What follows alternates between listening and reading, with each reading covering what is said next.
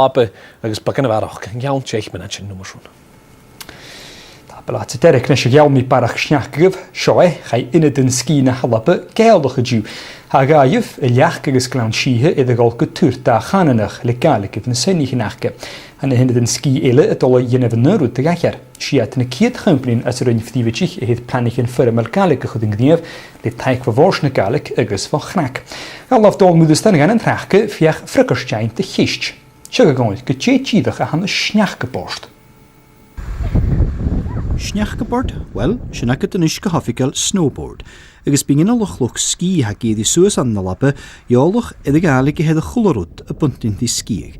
Ha leach agus glan sie iad planich an gaelig hofficail chud a saas.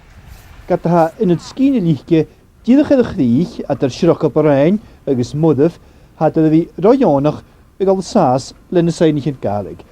Had a fenken galeit nu kielgaif go commercialte, sken de meeltje had in een skiige show, There's been quite a bit of interest, and people have actually taken note of the signs because they're quite unusual for this part of the world, because normally Gaelic is not so far across this way, it's more on the west coast.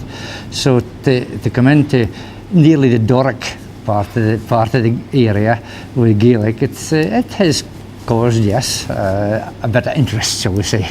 The names of the hills around about this area is all in Gaelic anyway, because Carnmackintosh is Gaelic for Hill of Mackintosh, which we're on. And so, yes, there is Gaelic here already. Leis na míltine tí na skiig gach bliana an na buin an lesach gan na bheach nach el doich na siar ed an chana nach gefachóð gönne nach el mochal or mar ha.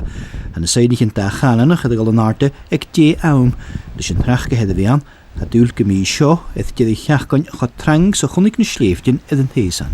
Se karm haun gin gaelig vi genu kjal is woordel gans narsenjoch. Stoch dunje nach rochjolig gaelig. Agus is na hunnet en ski ha seo da chanen och has een dag is kunt kur dunne jolis chanen. Ach ik nu naam se karm haun skiig na halbe. Agus se god is de haun en skiig na halbe gan an economy agus god is de haun ze gaelig economy na halbe. So sin gema dagstoch kan be bui laatlik seo chanen agus skiig. Gat sé leach agus glan si hiad ga het al sasan, han hun het ski elle kutjach gekoppeld en zijn niet in gaelig.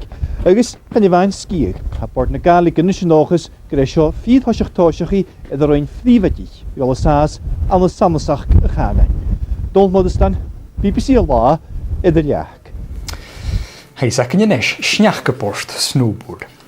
Nes je dan kan in 1984 no dystopia, vind ik